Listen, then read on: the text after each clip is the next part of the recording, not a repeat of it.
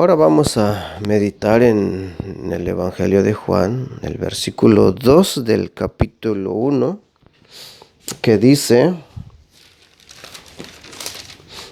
Este era en el principio con Dios. Hemos visto el versículo 1, donde nos muestra la persona de Cristo antes de venir a este mundo. En esta primera parte, el versículo 2 lo vamos a relacionar con el versículo 1, y en la segunda parte, va a ser en otro video, lo vamos a relacionar con el versículo 3, donde dice: y todas las cosas por Él fueron hechas. Así dice, ¿verdad? Muy bien. Lo que Juan recalca en este versículo 2 de Juan es la preexistencia del Verbo. La preexistencia de Cristo, la preexistencia o la existencia de Cristo antes de venir a este mundo. El verbo, hemos estado meditando del verbo que es Cristo, ¿no? El verbo no es una fuerza impersonal como pensaban los filósofos griegos. Tampoco es una simple palabra de Dios según el pensamiento judío, sino una persona por medio del cual Dios nos ha hablado.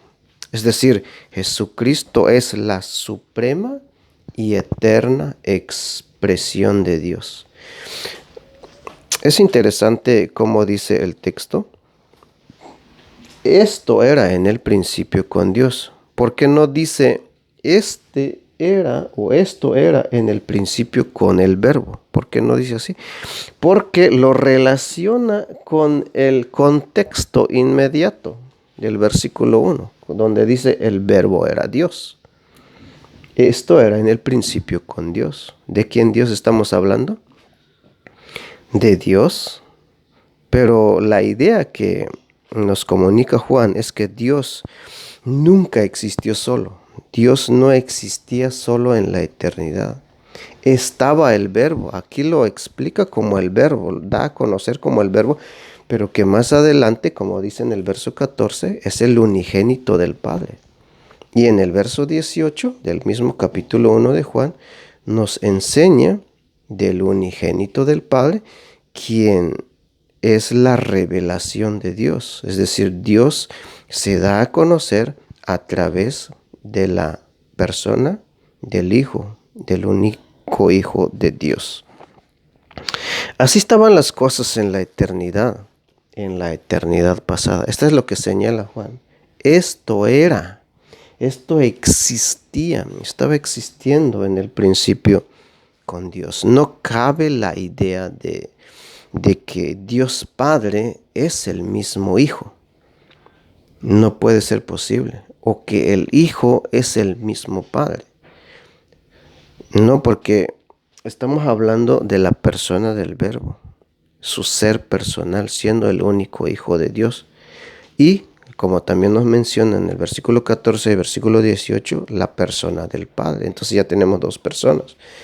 A partir del capítulo 14 de Juan, capítulo 14 de este libro, nos menciona la persona del Espíritu Santo. Entonces, el Padre no es el mismo Hijo. ¿Quién murió en la cruz? Dios, sí, Dios, pero Dios el Hijo. Esa es la idea. 1 Timoteo 3:16 dice que Dios fue manifestado en carne. Entonces, el que vino a este mundo fue el que murió en la cruz. ¿Quién fue el que vino?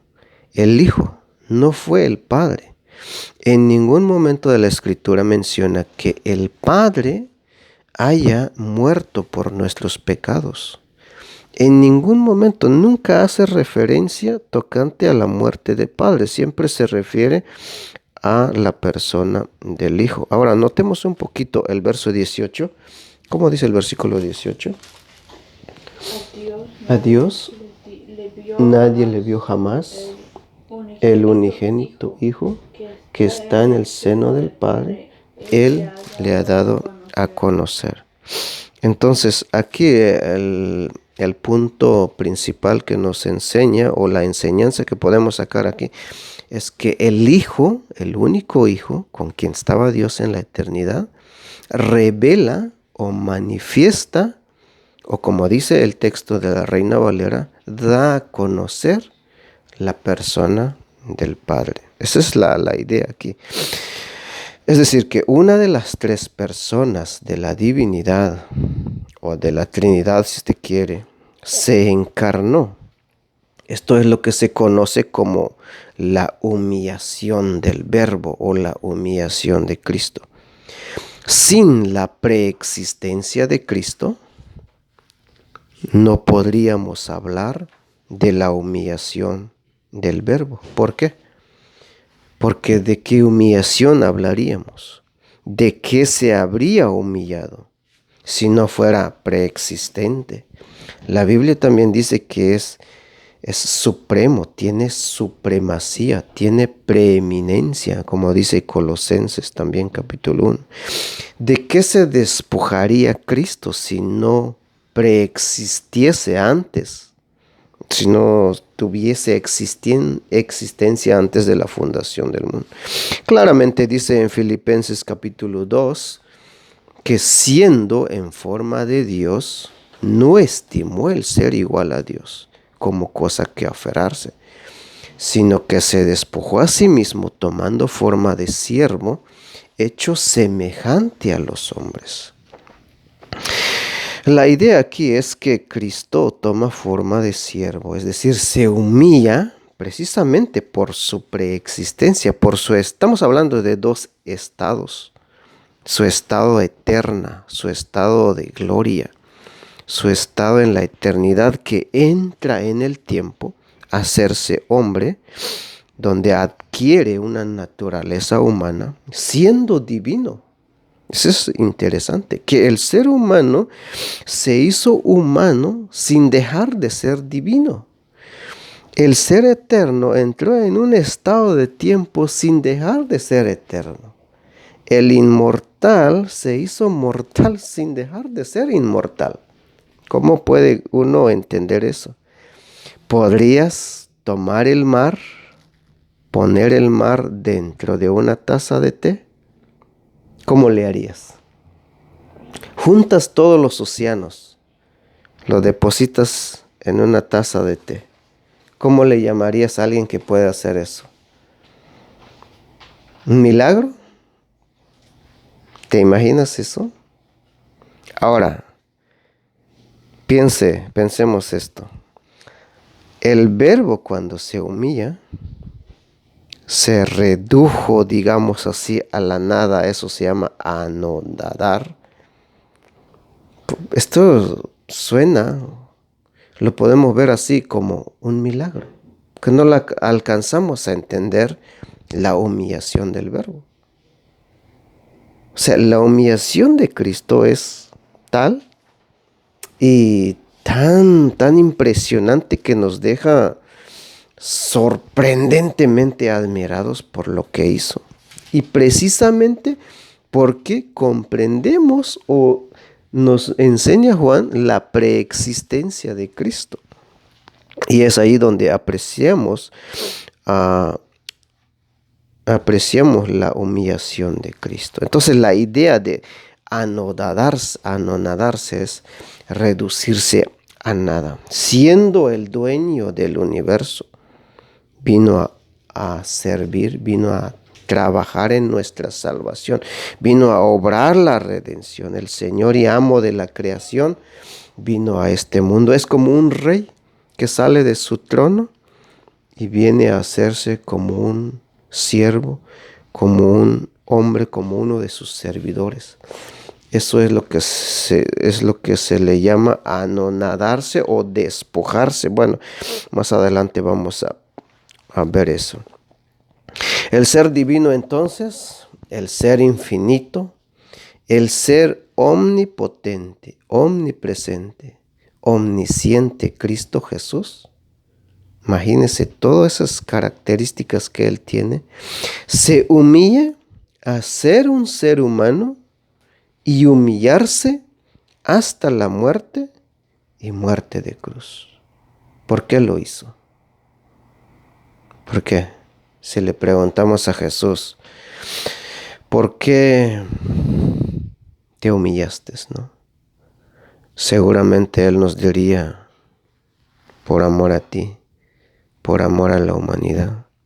Y si le preguntamos al Padre, porque también dice el Padre que Él mandó a su Hijo, ¿por qué Dios el Padre permitió que su Hijo se humillara? Juan 3:16, Romanos 5:8 dice, por amor a nosotros. Ese es Dios. Ese es Dios. Es interesante la segunda frase. Y el verbo era con Dios, siempre ha estado en comunión con Dios. Note, cómo resalta Juan la preexistencia del verbo, que estaba en completa comunión entre Dios Padre y Dios Hijo. Hay una relación intrínseca, una comunión con el Padre y con el Hijo. Aún antes de la creación, antes de venir a este mundo. Y aún estando Jesús en la tierra, seguía teniendo comunión con Dios. Y eso lo vemos claramente en varios pasajes de la Escritura. Por eso lo que está recalcando Juan, esto es muy importante. La comunión, o sea, aquí vemos la preexistencia, pero aquí podemos ver la coexistencia del verbo con Dios. Es decir, la coexistencia de Cristo Jesús con el Padre, el Hijo y el Padre. Es interesante porque esa comunión, ¿cómo es la relación entre un padre y un hijo? Por ejemplo, yo soy tu papá, tú eres mi hija. Hay muchas cosas que tenemos en común. Ahora pensemos en Dios, el Padre y su Hijo.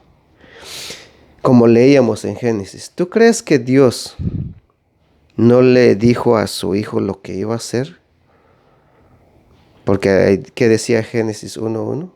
En el principio, ¿qué?